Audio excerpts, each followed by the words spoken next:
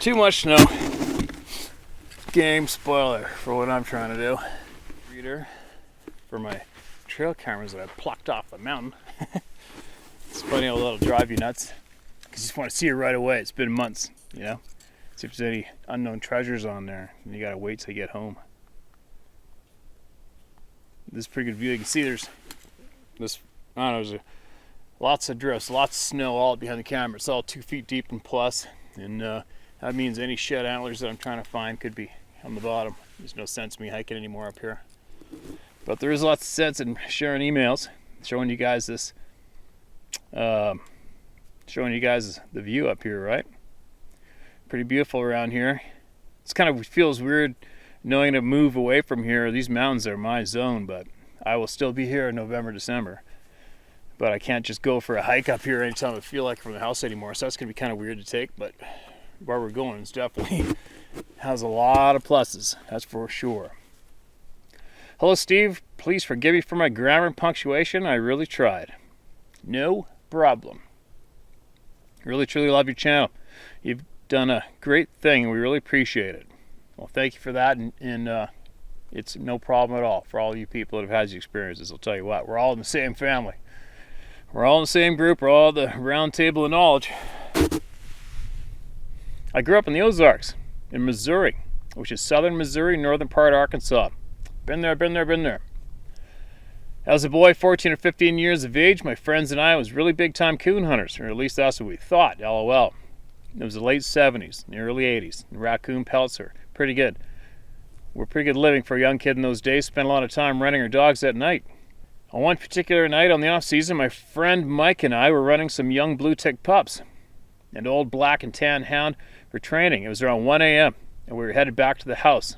The pups were wore out already, come back to us, but the old dog, she wasn't ready to stop hunting.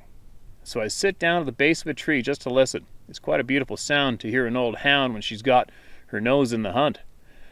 We were sitting listening when all of a sudden we heard something in the brush quite a distance away from us, and a little bit after that, the old hound showed back up. She actually really shook up. She acted really shook up, pissing herself scared, would not leave her side, which wasn't like her. A little spooked ourselves, we started for the house, but between our footsteps and the dogs, we could hear something else walking a distance behind us. Now, Steve, I've been followed in the woods at night before, but nothing made the hair stand on the back of my neck like that night. The dogs whimpering at our feet. It was scary, intense as hell. Back in those days, the black bear, which is native our area, had not made its comeback yet, and this thing to me sounded like a person walking. The footfalls and the dry leaves didn't sound like 4 legs. We never saw what it was, but after we got back to the house, we were sitting on the tailgate of my dad's old truck, waiting for Mike's dad to come and pick him up and his pups, when something started making a god-awful sound that we ever heard. Steve, sounded like the mixture of the sound of a goose makes, but a whole lot deeper, and then a long drawn-out call that I can't explain. And this happened for a good 20 minutes or so as it walked away from us down a long, deep hills and hollows. Now, recently, I've heard similar call on the recordings on the internet. To this day, I don't know what it was, and how the dogs acted really freaked me out. It hasn't kept me out of the woods. Still love my outdoors every time, though I'm older now and don't get to run through the woods like I used to. Peace, brother. Enjoy beautiful northern paradise you live in. Tracy Robinson. Right on, Tracy. Thanks for that, man. Pretty certain you know what it was. You've heard me say to everybody else, if you're seeking my email on this channel online, you know what it was. You know what it was, and I'm glad nobody got hurt and your dog didn't get killed. Good morning, Steve. Thought I would send this message again. I know you're very busy, but this may help someone who would venture into a simple state park trail and not expecting anything out of the ordinary. Thanks for sharing your time and making a space for the rest of us. I don't care if you use my name. No one believed me at the time anyway. Nancy Price. All right, Nancy, here we go. Good morning, Steve. I'd like to tell you a story that happened to me in the span of 2 years. I'll keep it simple so it is easy to understand for your listeners. I worked for the state of Arkansas for 13 years. I was located at one of the most beautiful parks in the state. Queen Wilhelmina was located on top of the second highest mountain in the state. Rich Mountain was in the Ouachita Mountains. The lodge was built in 1898. Big story behind this lodge with too long of a history to tell it here. A beautiful place. we were working at this location, several really strange things happened. When we were to have bad weather, someone of the wait staff was to volunteer to stay the night to serve guests who were in the lodge. There would be a cook and the manager. I was head day shift waitress in the dining room. It was easy to take turns, as we were provided with a room and meals while we were in the lodge. Back to the things happening. I have on occasion heard people talking who were not there. I've had things move on tables with no one in the dining room to move them, but that is another story altogether. In the late summer 2000, I just happened to work the evening shift because someone needed to have a day off, so I worked. There was 2 ways off this mountain. We called them short way and long way, for obvious reasons. Short way off was a winding 1-mile long drop off the steep side road which led to the valley floor and an easy road into town. The long way was over the top of the mountain, a winding 13-mile long road with some drop-offs at points. No one ever took the long way at night. When we were closing that night, I said I was going to go over the top home because the moon was full and it was warm late summer night and I wanted to stop and at some of the lookout points to see the lights in the valley. Crazy, you bet. The desk clerk asked me not to go that way. Home, please. I told him I'd be okay. Well, I was just sailing along with all the windows down, enjoying the wind in my hair and relaxing after work when I heard the god-awful scream I've ever heard in my life. I slammed on the brakes. I thought someone had driven off the side of the mountain and screamed for help. It was then I felt shivers go down my spine. There was a growl like I've never heard, and another scream. I hit the gas and started putting the windows up. I was still about 5 miles out of town. I made it home safely and told my father-in-law. My husband was out of town on work. My father-in-law told me it was not the first time those screams had been heard on the mountain. And he told me to ask my friend from Oklahoma that went to my church what was making those screams. And he asked me to never come home that way again. The next Sunday, I asked my friend to have a small chat with me as I have a few questions for her. Well, she is Native American from Honobia, Oklahoma, where Bigfoot is seen all the time. And they even have a festival for it every year. She told me everything. I never went across that top again. Mind you, I did not see what made that scream, but there's no doubt in my mind what made that horrible scream and the growl that followed. This park has several hiking trails. One is Lover's Leap. The trail is only 1.3 miles long. I've hiked it several times. A few times I felt uneasy while on this trail. On Christmas Day 2000, Mena and Polk County, Arkansas was hit with a massive ice storm. Remember this date? The park had several people from the state crews come and work cleanup as there was a lot of trees down. This crew cleared Lover's Leap Trail for those guests who may want to hike, as one place in this trail you could view the entire valley, 1,700 feet below. Fast forward to January 2001, January after the screaming. I had spent the night of 25th January 2001 on the mountain. My turn. There was a few rooms in the lodge occupied, but people were driving up from town because they wanted to see the frozen trees and have lunch. 1 month after the ice storm. It was nothing to run the dining room by myself because we had breakfast/lunch buffet on weekends. It was Friday 26th January 2001. A lady, her husband, and 2 younger people came into the restaurant to have lunch before going to walk the Lover's Leap Trail. They were not guests of the lodge. They had lunch and left. I watched them walk across the parking lot, and I had a very strange feeling there was something wrong with this group of people. The lady had on a very bright, glossy yellow jacket on. Just as I was leaving from my shift, the man and the younger couple came in and said they could not find the lady anywhere. It seems she did not want to go the entire hike and turned around to return to the lodge restaurant to wait on the others. The woman had vanished. No trace of this has ever been found of her. No one saw her come off the trail, and she did not return to the lodge. Her name is Gloria Jean McDonald. They searched for her for 2 weeks, and nothing was found. While living in Arkansas, I had several things happen. Maybe I'll tell you more at a later date. I retired from the lodge later in 2001. I now live in Nashville, Tennessee, and work security for a major manufacturing company. I would appreciate you not using my name, as I still have contact with friends in Arkansas. That is not cool. You're reading about a poor, innocent human being absolutely disappearing. That sucks. And I'll guarantee you, Dave's already familiar with this case, without a doubt. He doesn't miss too much, man. He's a very diligent dude. But that is the shits. And that should also go as a note for many. No matter who you're with or where you are, even though how innocent it may be, I'm not that good of an example, I'll admit it, but if you are ever with a group of people or someone and in a park, whatever, and somebody wants to turn around and go back for something, anything, don't ever let them go by themselves, right? Everybody, you arrive as a group, you leave as a group, you do your activities as a group, all right? Unless you're armed to the marbles and know how to use it, and they're quite capable. But the people that are possibly at risk, that are not familiar with the outdoors, and particularly ladies too, children especially, keep an eye on each other, right? Don't let anybody go out by themselves ever. Just keep that rule and stick to it. Even though it might be a pain in the ass for some people, it'll potentially save some sad endings like this one, right? Thanks a lot for sending that in to everybody. Everybody appreciates it. For sure.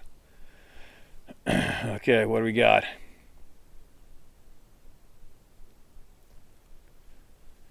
Hi Steve, my name is Lee. My husband Ken and I live mid-island near Qualicum, Little Qualicum Falls Park. Our road turns into logging roads, which in turn go up top to Lockwood Mountain, with Mount Aerosmith behind. For me, it's the best of quadding, hunting, and exploring. I've hunted, fished, and worked with horses, dogs, and a variety of animals for over 45 years. I truly feel your hurt over losing your best friend, Macaroni. My last horse was 20 when she departed this world. I'm not a stranger to forests, but as of late, much more respective of what is going out there. You bring your A game every day to your channel. The morning of January 15, 2020, I walked to the bottom of our 2 acres with my 5 dogs to check my trail cam. We have a game trail near the side of our fence with elk, cougar, wolves, and bears use. As I took the film out of the camera, I heard this very loud chirping. It sounded like a crosswalk chirp for the blind times 50 with a mega horn, but there was a kind of a deep bark with it. It's the only way I could describe it. I looked around in the shlough and it chirp barked again. I looked in the trees and shlough again and it chirped again and again and again. And I kept looking. I couldn't see anything that'd be within 10 feet of me that could justify the loudness of this sound. We have crown land behind us that was logged 12 or so years ago and replanted, so there is no canopy, just young trees and heavy brush, uneven ground with upended roots due to logging and root rot in this area. It's even more difficult to walk through since the storm 2 years ago. As I looked out through the growth, I saw what appeared to be a big brown head just above a young lacy cedar branch. Maybe that was lazy cedar branch? It was the size of those small gray satellite dish people put on their homes. It was a cinnamon brown, hairy head. I remember thinking, what the hell is that? So I'm kind of looking up and down between the other scrubs closest to me to see if I can get a better look at it or see more of what was attached to its head. Because it was far enough away, I had no detail as to a face looking human or smell or anything, just big, brown and hairy. We stood looking at each other for about a minute. I knew what it was. I walked down my fence a little bit, staring at the area, trying to see if I could see more of what was attached to this head, but I couldn't. So I walked back to where my camera was, to where I first seen this thing, and it was gone. The next day, my husband struggled to walk out to see if he could find the same spot, which he did, and put his hand in the air. He is 6 foot tall, and with his hand up, it was not high enough. So he put a stick up, and I said, "That's it," in the height of where this head was sitting. Steve, that was 10 to 11 feet in the air. No stumps, no trees to stand on, nothing. There was a large area tramped down and 2 tracks through the growth. One coming, one going, or one going and one coming, where something large had gone through. There was a really good veil, or a blind, I guess you could say, for this thing to stand behind, and all it had to do was duck down and I'd never see it. A little to one side, and there was a large circle flattened area on the ground and ferns and shlough weeds. I told my sister-in-law about it because her son and his girlfriend are nature buffs. He goes into areas alone and sets up a tent to spend days fly fishing alone. The girlfriend likes to jog through the forest paths alone, and I will spend the night alone in parks like Algonquin. My brother has hunted all his life with her dad and others. I've also hunted the same. Steve, she told me if I continue to speak about the Sasquatch, there's going to be a family dispute. I'm saddened by this for many reasons, I'm sure you know. So I say nothing and only hope his coming encounter I say nothing and only hope his coming encounter is as gentle as mine was. So that's my story. I'm kind of gobsmacked and terrified to have something that close like that to our property. especially since my little dogs like to run down there and bark at the smells of the game trail. Oddly enough, they have never heard a sound from this thing. They bark at falling pine cones and distant dog barks. I truly believe this thing contacted me, so I would turn around to look its way. Question I have is, why? Be safe always. Best regards, Lee Beck, Qualcomm Beach. Thanks, Lee. Appreciate that email. And to anybody who tries to dominate you or intimidate you in any way or threaten you with a family squabble, get bigger and louder than them, all right? Because you know the truth and you're speaking the truth. And I know it's not an easy thing to do. I know that. But it's just, I'm going to share with you what I would be doing, what I am doing. And you do not be intimidated by anybody. Don't back down. People know when you're sincere. The only reason people don't want to talk about it, from what I've come across, is because it scares the shit out of them. It's going to upset everything they've been raised to believe, and that's not very comfortable, right? But like you say, if these people are living right around these things, and active solo around these things, stuff it in their face, make them eat it, and they can do whatever they want with it. But don't be intimidated enough to shut up about it. And if anybody comes across anybody who's got a problem with the topic, just refer them to, probably find one of my first videos, my first video on the topic, where I state why I'm sharing what I saw, my grandfather saw, and how there is nobody who can change the truth, and explain to them who I am, my background of being a big game guide in British Columbia for many years, and sport fishing guide, and commercial fisherman, right? So share my videos with them if they're having a tough time with you, and maybe even ask them if they want to get a hold of me. They can email me, and I'll have a chit chat with them for you if you want. But thanks for sharing that email. We really appreciate it.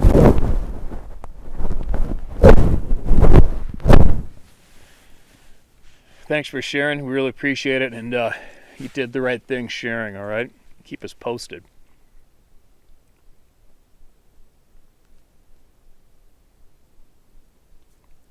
Good day, Steve. I'd appreciate you not using my last name if possible. I enjoy watching your videos. Even though I've never had the Bigfoot experience, to be honest, I'd rather not have that experience. Your thoughts about the mainstream media hit the nail on the head. It's no secret that the concept of honest journalism has become extinct. What is presented as news is propaganda from the one-world elitists. Those who want to be in the power circles are uninterested in informing the masses of truth.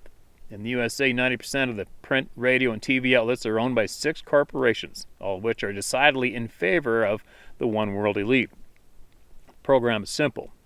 Repeat the propaganda lies day after day, and the lies become truth. The case of the Bigfoot researchers is simply one instance of the misdirection. When I was in the Navy, we had a phrase that pretty much summed up the attitude of those one-world elitists. Treat the peons like mushrooms, keep them in the dark, and feed them bullshit. Public school systems are part of the process. Feed impressionable kids the BS. Talking points is real history, rewritten to support the agenda, from kindergarten through college. And the self-described elites create a multi-million-strong army of clueless cretins whose sole purpose is grievance, mongering, and virtue signaling. This country has been socialized in tiny increments over the past 60 or 70 years, as was predicted by Nikita Khrushchev in the 1950s. I weep for the future these elites have planned for our grandchildren. I'm 74 and just glad I'm closer to the end of my life than the beginning. Standpoint, Steve, your viewers support you and look forward to your no-nonsense attitude in your daily video releases. Thanks again for your efforts. All right, man. Thanks for sharing your email. I'm sure there is a lot of people who can relate for sure.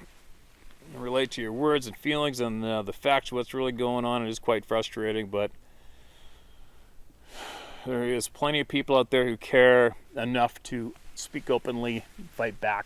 Hopefully things are going to change, right? Hopefully the dark isn't going to win. I'm not planning on letting the dark side win myself, but there is some crazy shit going on. There's no denying it. Hey Steve, is this the right email for the testimonials you read on Howtohunt? If not, please copy and paste to it if you like, but I'm going to go ahead. First off, I love your attitude towards the stupidity and soulless people that deceive many people all day long for money or for the love of it. If there's anyone who knows where deception is, I have a keen sense of smell for bullshit, pun intended anyway, and had an encounter in the woods when I was 13, where something growled at me. It sounded canine, and it was so guttural I almost lost my bowels, and it sounded 2 feet away, and I could not locate anything with my lighter. I forgot my damn flashlight. Even though it lit up about 15 feet around me, I was petrified. I froze. I could not move a muscle. Something told me to go back up slowly and walk away. It growled again. This time I pissed myself. I thought I was going to die. I still was backing away with the lighter. It sounded just feet away, but I could not see anything. I turned around and ran as fast as I could to the edge of the woods in the back of the property where the house had a light on that had a sensor on it. As I was running, I heard it running behind me. Bipedal, each step was heavy. I never looked back. I burst through the woods crying, ran past the house, and refused to take the shortcut through the woods ever again to my subdivision. This is in Auburn, Georgia. I also have had an encounter with a so-called spaceship and other things that have happened to me, demonic encounters. What I'm about to tell you, I can make a connection with all these damn weird things.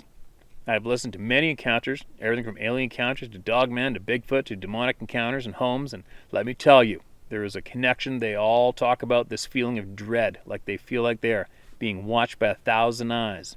Every encounter I've listened to, has to be a connection. The same feelings people get when they see a shadow man in their home. It's the same feeling they get when they run into a Bigfoot or a Dogman in the forest. And it encounter of the third kind. And an encounter of the third kind with a so-called alien being. I'm a Christian man. I don't put up with much bullshit, but I'm telling you that I believe that these alien beings are fallen, and they are the fathers of those creatures in the forest. If you ever had a chance to look at Dr. Meldrum's study on DNA samples from Bigfoot, and even one Dogman sample, you would know what I'm talking about. They all had unknown fathers and human mothers. I believe these things in these so-called spaceships are fallen angels. Scriptures talk about them like crazy. I'm not going to get too much into that because it upsets people. Actually, never mind. I know who I'm talking to. I don't care if they get upset. I fully believe these are Nephilim because the connections of every person that has ever encountered all these beings get the same feeling, this feeling of dread, and like they're being watched, and they get terrorized, just like all these beings do to humans. They terrorize us. They bang on walls just like demon entities do. They do things to taunt us and terrorize, like knocking at windows or staring at windows. And I do believe that there are certain laws in place that they can't just do what they want to, because most encounters end up with a human surviving. I believe some end up attacking a person and killing for that reason. I don't know, but I do believe they have to follow a set of laws. Supernaturally governed, yes. These beings can walk through portals. They can disappear. They can cloak if half their DNA is from the angelic fallen being. That makes sense, does it not? I just wanted to connect the dots and see your thoughts on this, and the listeners, feel free to edit this, and I'll write it again to you later. I hope this gets to you and you read it before everybody. Thank you. I love your channel. I watch every single video you come out with, and you read them great. And you're an intelligent person with an actual brain that functions. I shit you not. LOL. Well, many would disagree. But anyway, nice to talk to you. You're a great guy. Keep up the good work and exposing the cover-ups that the government does and everyone else on mainstream media. But like you said, the cat's out of the bag now.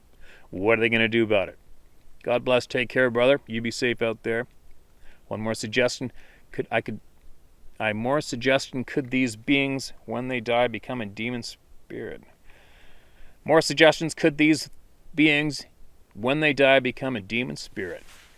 Oh, man, I haven't a clue. And there is no shortage of people writing in with a similar explanation for what's going on. Many, many, many people are absolutely convinced these are the fallen angels. That badass demons and the enemies of us. Who knows? I can't confirm anything yet, but I'm going to eventually. Without a doubt in my mind. Alright, let me see if we get one more. Some thoughts on your channel. Uh-oh. This might be good or bad. Steve, we chatted before, and your channel brings back many memories of BC and Vancouver Island, not to mention all the stories from the Pacific Northwest. It's helped me with my own puzzle as well, as others have shared over and over reports of screams, growls, knocks, and voices. All things I've experienced, yet never was able to explain. The horrendous scream I heard at Anderson Pass in the Olympics was like nothing I'd ever heard, and I was lying in my little tent clutching my ice axe. On the same trip, I did a huge day through La Crosse Lake Basin via Ranger Pass to Marmot Lake Shelter. The big storm was brewing, and I opted to hike down to the upper Duckabush to seek shelter among the old growth. I was very uncomfortable there, but I'd traveled so far that day, I shook it off. After a quick meal, I settled in my little tent, which I preferred over sleeping in shelters full of mice. I kept hearing voices and footfalls, and twice got out to greet the incoming hikers. No one there. In the dark, I packed up and blasted 2.5 miles and over 2,000 feet in elevation gain in less than an hour to home sweet home, the place that I loved. I did sleep in that shelter soundly and felt at ease. I woke to a mountain goat scratching his back under my bunk. No way. That would have scared the shit out of anybody. Crazy. Needless to say, I about shit myself and realized it was a goat. I often shared camp with them, and they were cool, but you had to keep your salty gear away from them. On another trip, I heard a distinct low growl in the timber above my camp at 9 Stream on the Skokomish River. I was only 15 years old and did these long solo backpacks through the Olympics. The Rangers got to know me and trust my capabilities. At 19, I stood atop Denali. By my early 20s, I was a professional alpine climbing guide. As I reflect on an amazing gifted life, as you must do often, I recall feeling uncomfortable in certain places, but it was in the Olympics that I experienced the most weirdness as described above. Your round table makes me wonder about those events, and I look back on those journeys with some awe and trepidation as I was so vulnerable.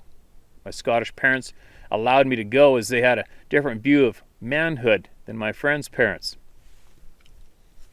They were nervous but felt it was something I was driven to do, and they supported me. I'm forever grateful. I wonder, Steve, if the beings were around me often but just let me be, maybe knowing I was just a young one with a passion. The voices experience was absolutely terrifying, but no harm came to me. The Rangers referred to that area as the hole, and likewise hated even passing through there.